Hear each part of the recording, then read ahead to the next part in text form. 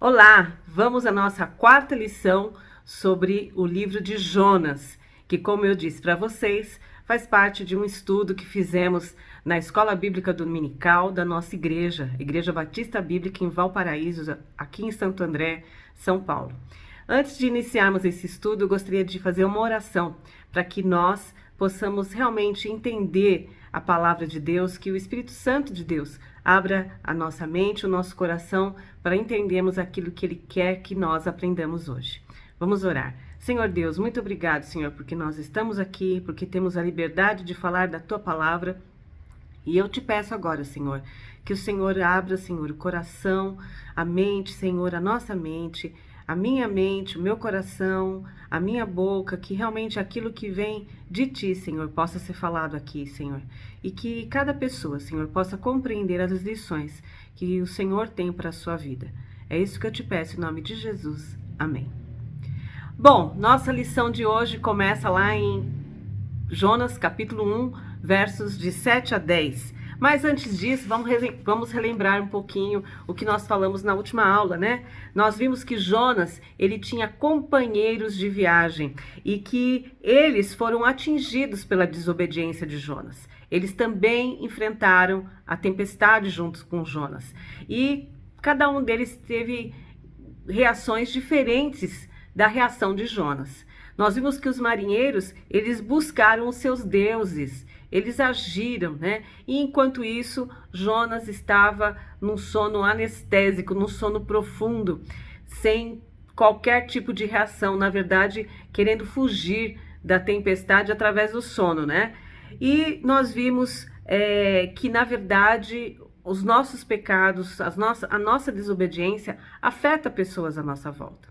Nós vimos que eles entenderam que aquela era uma tempestade sobrenatural e que realmente eles precisavam buscar os seus deuses.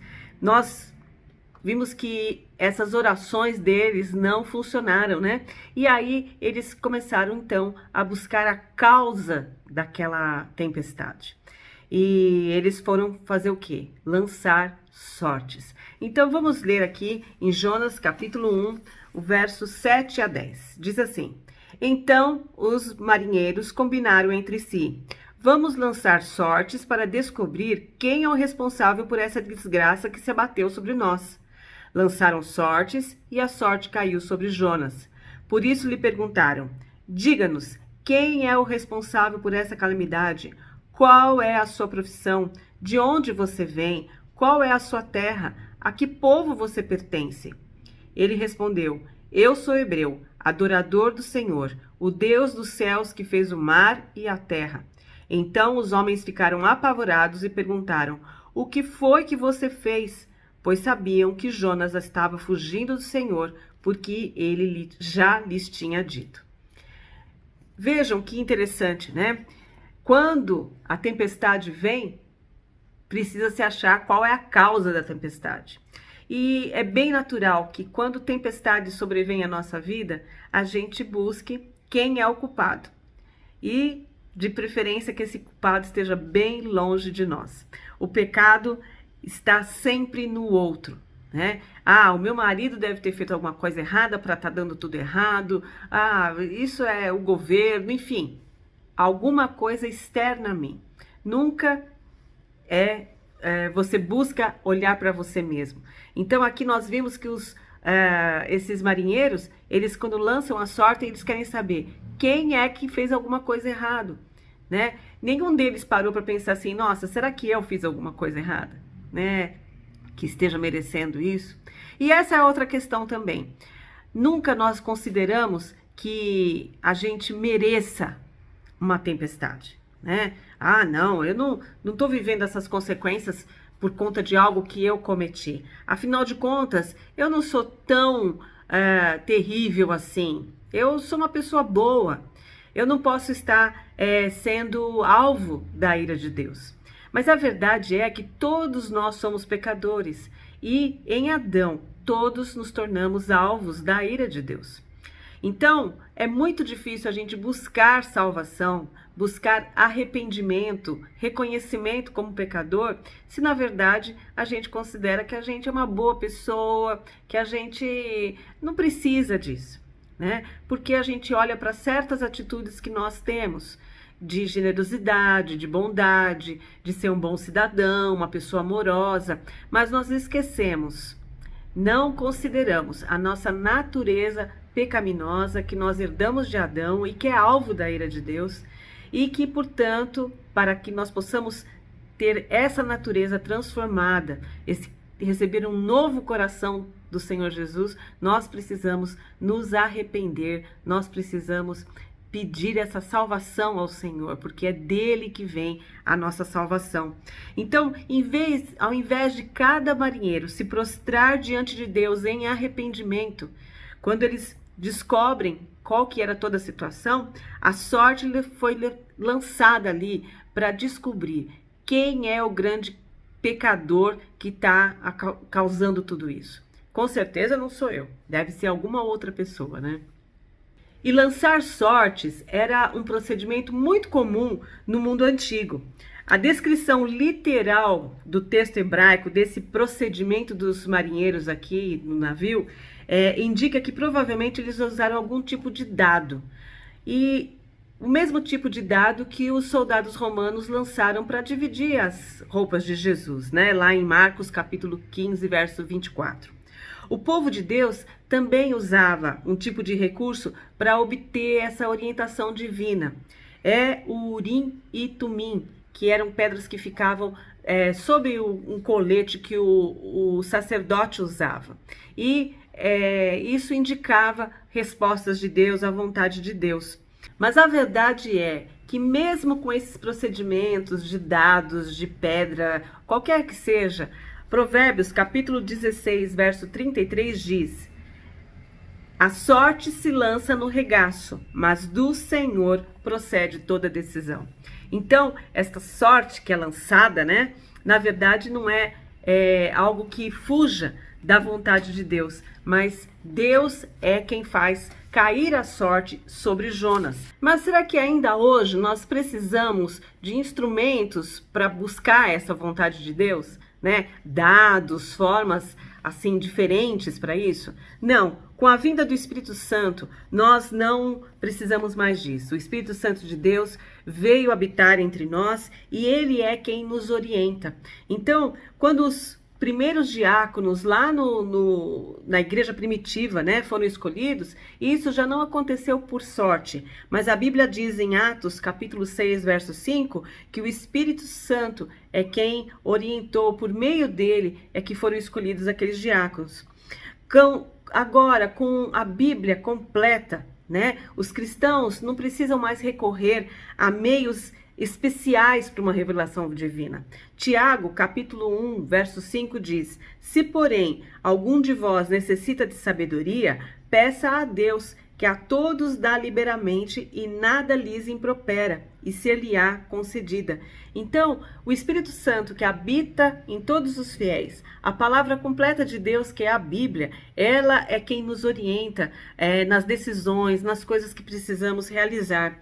Hoje, o trono de Deus, né, depois que o véu se rasgou e nós podemos agora entrar diretamente na presença de Deus, o trono de Deus acessível por meio do sangue de Jesus Cristo, faz com que a gente possa ser ouvida por Deus e possa receber realmente as respostas através do Espírito Santo de Deus. A verdade é que nada é escondido do Senhor. O pecado nos acha, né? Não adianta a gente camuflar. Jonas foi lá para o fundo do barco, lá, foi dormir e talvez pensasse, bom, eu aqui, ninguém vai mexer comigo, ninguém vai saber de nada e, sei lá, essa tempestade vai passar, né? Mas essa não é a realidade. Nada fica encoberto.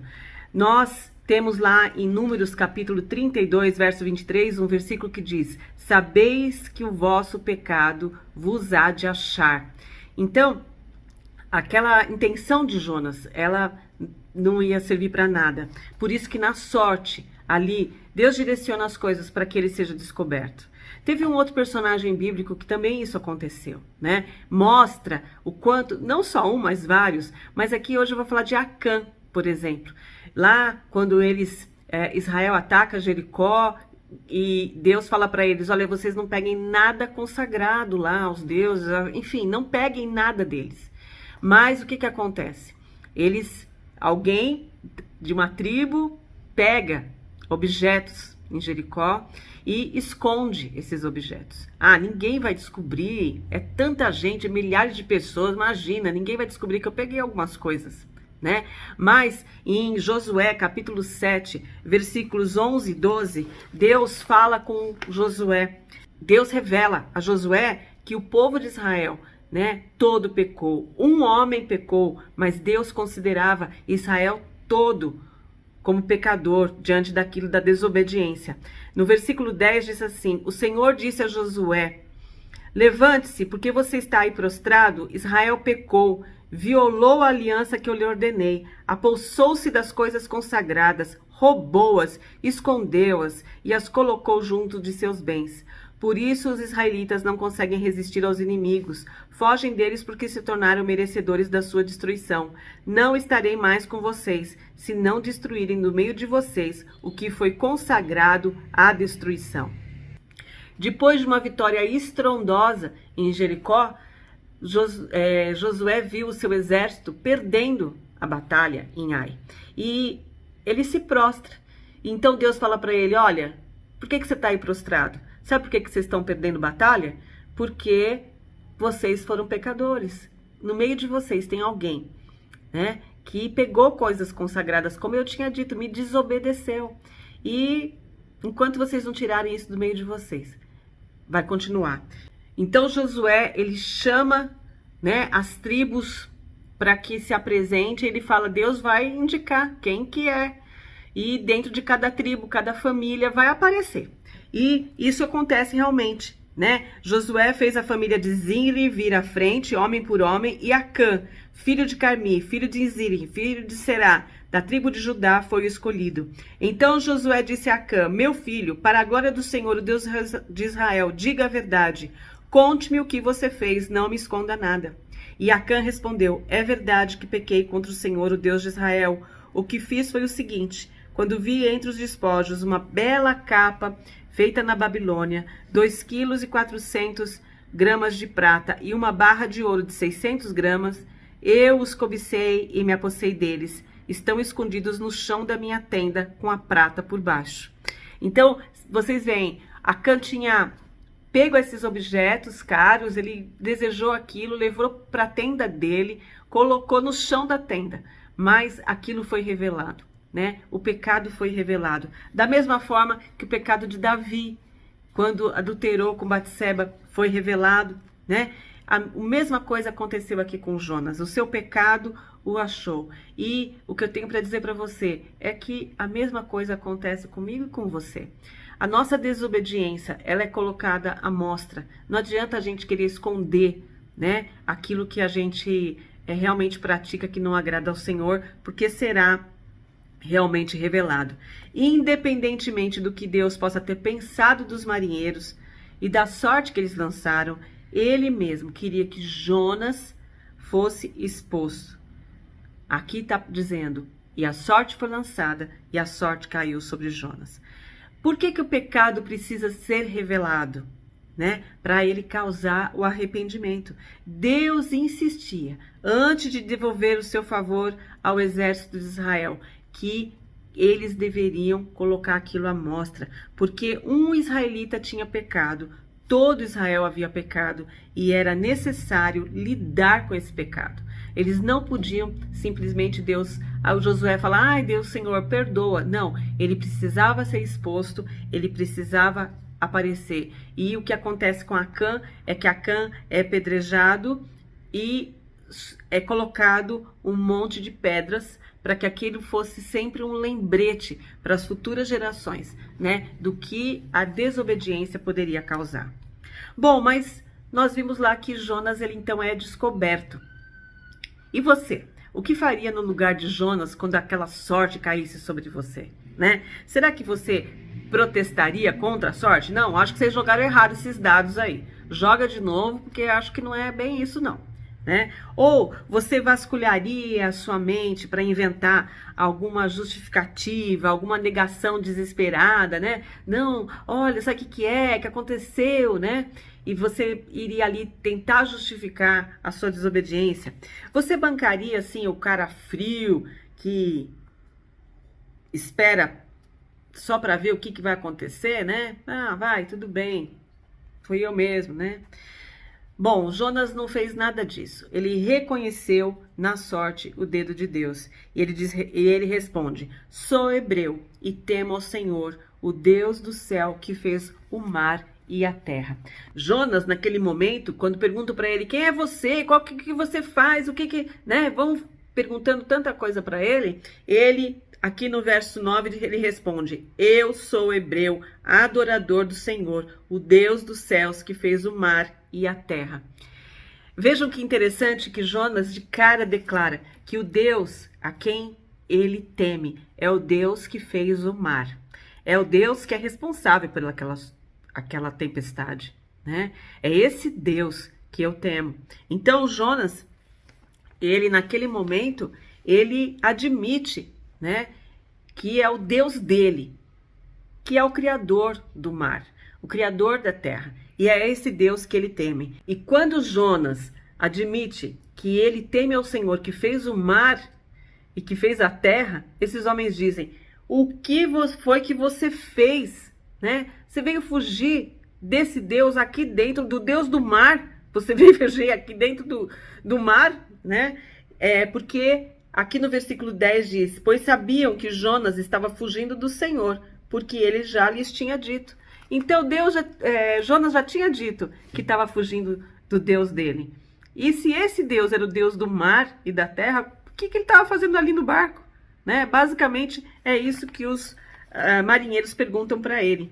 O mestre do navio transmitiu a Jonas que o seu pecado havia sido revelado. Né? Quando a sorte cai ali sobre Jonas e ele fala que quem é ele, eu temo ao Senhor, ele fala: o que você está fazendo, né? Então, naquele momento, o pecado dele é revelado. E o nosso pecado também foi revelado um dia. Você pode dizer assim: o meu pecado, as coisas da minha desobediência, né? O nosso pecado, a nossa natureza pecaminosa, ela foi revelada pela cruz. Não haveria motivo para Jesus morrer na cruz, né, em sacrifício ao nosso pecado, se nós não fôssemos pecadores. Se nós fôssemos pessoas boas que podem receber o céu, não teria motivo para Jesus ter morrido na cruz. Então a cruz, ela revela o nosso pecado. Ela mostra que Jesus teve um motivo para pagar um preço que era nosso. A ira de Deus estava sobre nós. Nós teríamos que pagar, nós teríamos que morrer, né? Para sempre, eternamente. Mas Jesus vem e paga o nosso preço para que nós possamos ter vida e vida eterna. Então, a cruz, ela conta para o mundo que Deus viu o nosso pecado e que o salário do pecado, ou seja, a consequência do pecado, é a morte, como está lá escrito em Romanos capítulo 6, verso 23. Então, nós também fomos revelados, o nosso pecado foi revelado pela cruz. Diante da revelação, quando a sorte é lançada e cai sobre Jonas, então eles vão fazer algumas perguntas para Jonas. E eles fazem 3 perguntas para Jonas. A primeira pergunta que ele faz é: qual é a tua missão? Ou seja, qual é o sentido da tua vida? Qual é a tua profissão? Qual é a sua ocupação? A segunda pergunta é: de onde vens? De onde você vem? Qual é a sua terra? Né? De onde você vem, de que espaço físico, de que cidade. Mas, além disso, qual é a tua terra, a que povo você pertence? Qual é a tua raça? Qual é a tua identidade? Quem é você? Tua raça, de onde você vem, o que você faz, diz de quem você é. Quem você é. Não bastava saber o que Jonas tinha feito. Ele está fugindo de Deus. Era importante saber de que raça ele era, da onde ele vinha, porque isso ia determinar quem era o Deus, eles sendo politeístas, né?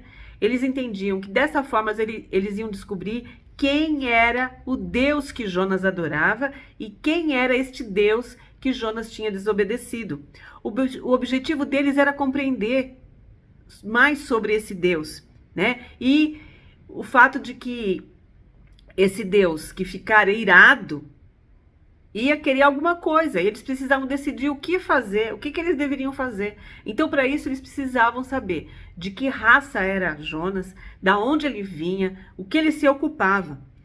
Para eles, quem você era e quem adorava estavam interligados. A identidade de todos nós provém daquilo que nós somos e de quem nós adoramos. Talvez você diga assim: ah, eu adoro a Deus. Mas, na verdade, nós temos muitos deuses. Quando nos perguntam, por exemplo, quem nós somos, e aqui nós vimos que, quando perguntam isso para Jonas, a primeira coisa que ele fala é: eu sou hebreu. E nós vimos que Jonas era um hebreu nacionalista. Por isso que ele não queria ir lá pregar em Nínive, porque eles eram inimigos dele, do povo de Israel, né? Então, a identidade de Jonas aqui está profundamente ligada ao fato de que ele é hebreu e de fato ele adorava a nação dele, tanto que ele está disposto a desobedecer ao Deus dele pela nação dele, porque a nação dele era maior do que o Deus dele. Então, quem nós somos tem a ver com a importância que nós damos às coisas. Eu vou me considerar aceitável ao ser escolhido por essas coisas. Então, o sucesso pode ser o meu Deus. Eu trabalho por ele, eu sou ele. Quem você é? Você vai falar a primeira coisa, a sua profissão. Ah, eu sou a Laís, tal, né? Eu sou uma empresária, eu sou mãe, eu sou... Então, aquilo que você coloca como primeiro lugar, né, destaca a importância que você dá para aquilo na sua vida e que pode se tornar um Deus para você.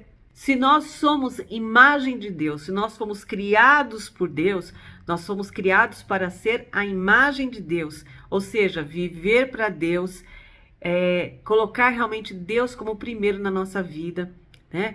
Então, ali, se Jonas tivesse começado a dizer, eu sou servo do Deus vivo, né? Não, ele começa por hebreu.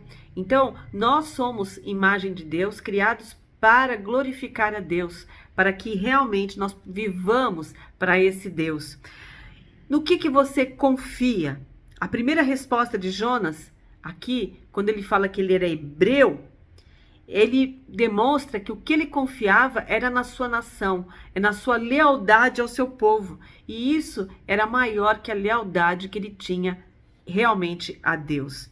Nós temos camadas de identidade. Nós não somos só uma coisa. Eu, por exemplo, atuei como diretora escolar, mas eu também sou mãe, eu sou esposa, eu sou filha, mas eu sou de Cristo. São essas camadas de identidade que vão me fazer ser aceita na sociedade, nos meus grupos sociais, mas eu não posso ter uma camada de identidade cristã superficial, né? Como um adendo. Ah, eu sou tudo isso e eu sou de Cristo. Não, a primeira coisa, primeira camada que nós temos, a que está acima de qualquer outra coisa, é que nós somos de Cristo. Todas as outras são em decorrência disso. Eu só sou uma mãe, só sou uma esposa, que eu estou aqui para ser um apoio para o meu marido, eu só sou uma boa profissional porque, em primeiro lugar, eu sou de Cristo, né? E eu tenho que, no meu dia a dia, em todas as minhas ações, na minha rotina, demonstrar esta imagem, a imagem de Cristo. Jonas estava ali demonstrando uma imagem, que era a imagem do hebreu nacionalista, aquele que se nega a ir para Nínive pregar para os seus inimigos. Ele não estava ali realmente refletindo a imagem do profeta do Deus vivo que ele era. Quem Jonas era, nesse momento, fazia total diferença para compreender os efeitos do que estava acontecendo ali. Os marinheiros estavam certos em fazer todas aquelas perguntas para Jonas, porque quem ele era fazia entender tudo o que eles estavam vivendo. E nós vamos dar uma paradinha nessa história por aqui, mas eu gostaria de que nós olhássemos para algumas lições que este pequeno conjunto de versículos, esse pedacinho da história de Jonas, podem nos ensinar. A primeira lição que nós vemos aqui é que o mundo está procurando respostas e elas estão conosco. Qual é a sua atitude? Aquele que tinha as respostas para o que estava acontecendo estava o quê? Adormecido. Ele foi acordado e mesmo assim, ele não disse claramente o que estava acontecendo. Ele esperou lançarem sorte, né? Ele de cara já não falou, gente, não precisa procurar mais o que está acontecendo. Realmente é sobrenatural, é Deus, né? Eu sou filho de Deus verdadeiro, eu estou em desobediência. Ele como profeta sabia disso, mas ele espera para lançar sorte. Ele é indiferente. Nós também temos muitas respostas para dar ao mundo. Nós sabemos por que o mundo está desse jeito que está, essa violência. E às vezes nós ficamos ali conversando, batendo papo, dizendo para as pessoas, realmente está muito difícil. Mas nós não damos as respostas que nós temos pela palavra de Deus. O mundo está procurando respostas e elas estão conosco. O mundo clama por respostas. Nós temos as respostas, mas nós observamos indiferentes enquanto eles se debatem em respostas completamente equivocadas, né? Nós estamos dormindo em nossa indiferença, em nossos pecados, em nossas brigas com Deus, em nossas questões pessoais, e o mundo está aí debaixo da tempestade, morrendo, perdido, sem salvação. Nós estamos muitas vezes aqui nas nossas discussões doutrinárias ou de ordem prática também. Será que tem que ser assim, tem que ser assado, o jeito de fazer as coisas, enquanto as pessoas estão morrendo sem Cristo. Então, nós não podemos ser indiferentes. A outra coisa que nós vemos aqui é quem somos está ligado a quem ou ao que adoramos. Nós adoramos aquilo a que nós damos mais tempo, nós damos mais energia, nós queremos dedicar a nossa vida. Se isso é o seu trabalho, é a ele que você adora. Se isso é a sua família, é isso que você adora. Mas nós precisamos adorar a Deus. Claro que realizando as nossas tarefas, mas tendo como Deus aquele a quem nós glorificamos em tudo que nós fazemos. Então, quem somos, de fato, a nossa identidade, ela está ligada a quem nós adoramos. Como cristãos, a nossa ocupação tem que ser a adoração a Deus. Nós precisamos adorar a Deus. Como donas de casa, nós adoramos a Deus quando nós passamos roupa, quando nós limpamos nossa casa, quando nós fazemos comida para os nossos filhos. Nós adoramos a Deus quando nós estamos agradecendo a Ele por Ele estar nos suprindo de forças para realizar o trabalho, nos dando uma família para podermos cuidar, né? Então nós estamos ali glorificando a Deus e adorando a Deus com aquilo que nós estamos fazendo. Terceira coisa é que o resultado do nosso temor a Deus é despertar o temor do Senhor no mundo. Jonas, capítulo 1, verso 9 e 10 diz assim: Eu sou hebreu, adorador do Senhor, o Deus dos céus e da terra, que fez o mar e a terra. Então os homens ficaram apavorados e perguntaram: O que foi que você fez? Pois sabiam que Jonas estava fugindo do Senhor, porque ele já lhes tinha dito. Aqueles homens temeram a Deus, porque eles viram que Jonas ali estava declarando o temor dele. Eu temo ao Deus que fez os céus e a terra. Então isso despertou o temor das outras pessoas a Deus. Então quando nós compartilhamos do nosso temor a Deus, eu não vou fazer tal coisa porque isso desagrada a Deus, porque isso não é bom, ou eu vou fazer tal coisa porque isso agrada a Deus, nós estamos compartilhando o temor a Deus com as outras pessoas. A quarta coisa é que, a não ser que recuperemos a nossa própria identidade e despertemos para o temor de nosso Deus, não há como o mundo à nossa volta temer ao Senhor.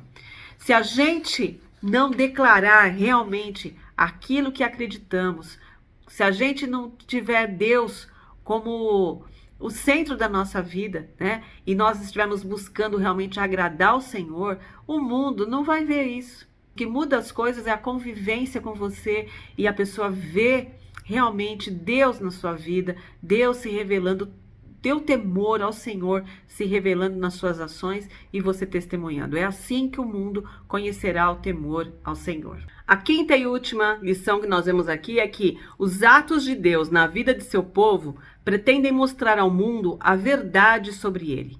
Quando ele responde às nossas orações, quando ele opera os seus milagres, quando ele nos castiga com provações e quando ele nos abençoa com seu poder, Deus se revela ao mundo por meio de seus atos em seu povo. A forma como Deus age na nossa vida revela a verdade dele para as outras pessoas. Por isso, a necessidade de compartilharmos do que Deus faz a cada um de nós, né? Seja nos disciplinando, seja nos abençoando, enfim, todos os efeitos de Deus na nossa vida, que eles possam ser compartilhados para que o mundo conheça a verdade dele. O propósito de Deus era restaurar o temor divino nesse profeta. Na verdade, quando Jonas entra no barco, acha que vai poder fugir do Deus onipotente, onisciente, onipresente, ele não estava verdadeiramente temendo a Deus. E Deus, através da tempestade, está restaurando o temor dele no coração do profeta. E é por isso que Deus não vai acalmar a tempestade assim que a sorte é lançada sobre Jonas e que ele reconhece que a culpa era dele mesmo, que ele estava fugindo, né? A tempestade, ela continuou enquanto Jonas e os marinheiros temiam. As consequências temporais do pecado, elas precisam ser sentidas, né? Não é porque eu reconheço o meu pecado, eu reconheço a minha desobediência, que instantaneamente todas as consequências deixam de existir. Eu continuo sofrendo as consequências. Por que Deus não tira as consequências do nosso pecado assim que a gente se arrepende, né? Por que a gente tem que viver essas consequências? Não seria tão fantástico? Olha, me arrependo, tal, já acabou? Já não sofro mais nada, né? Não, assim como Jonas ainda permaneceu ali na tempestade, nós também continuamos muitas vezes nas consequências do nosso pecado. E Deus permite isso, Deus faz isso conosco, né? Para aprofundar o nosso arrependimento e confirmar esse arrependimento. Às vezes, é no processo que realmente a gente vai se arrependendo profundamente de ter feito aquilo. No começo é só não devia ter feito. Mas vivendo as consequências, nós vamos realmente tendo o nosso coração quebrantado e confirmando o nosso arrependimento. Deus também faz isso, ele não tira as consequências do nosso pecado para colocar em nós um terror sagrado contra a possibilidade de voltarmos a pecar ou pecados semelhantes a este. Então, quando a gente vive a consequência, a gente pensa duas vezes antes de cometer novamente, né? Então, assim como criança, se não houver consequências sobre os atos errados que ela faz, ela vai achar que tudo bem e vai continuar fazendo. Mas Deus coloca as consequências ali para que a gente tenha esse terror sagrado contra a possibilidade de cometermos novamente. Deus faz isso para gravar com dor e lágrimas as chamas em nosso coração e em nossa memória das experiências e lembranças amargas que serão usadas para manter nossa integridade e virtude quando formos tentados a cometer uma ofensa igual. Deus marca no nosso coração essas coisas, né? Essas experiências, nós temos isso na memória ali para que a gente não volte a fazer. Por isso, muitas vezes, Deus pode considerar que ele deva prolongar a tempestade que ele causou na nossa vida, mesmo após a gente ter tido a bênção do arrependimento. Ela não vai cessar de instantâneo. E nós vamos ver como é que começa o processo de cessar essa tempestade na vida de Jonas a partir da próxima aula. Que Deus abençoe você e que, de alguma forma, Deus tenha falado ao seu coração através da lição de hoje.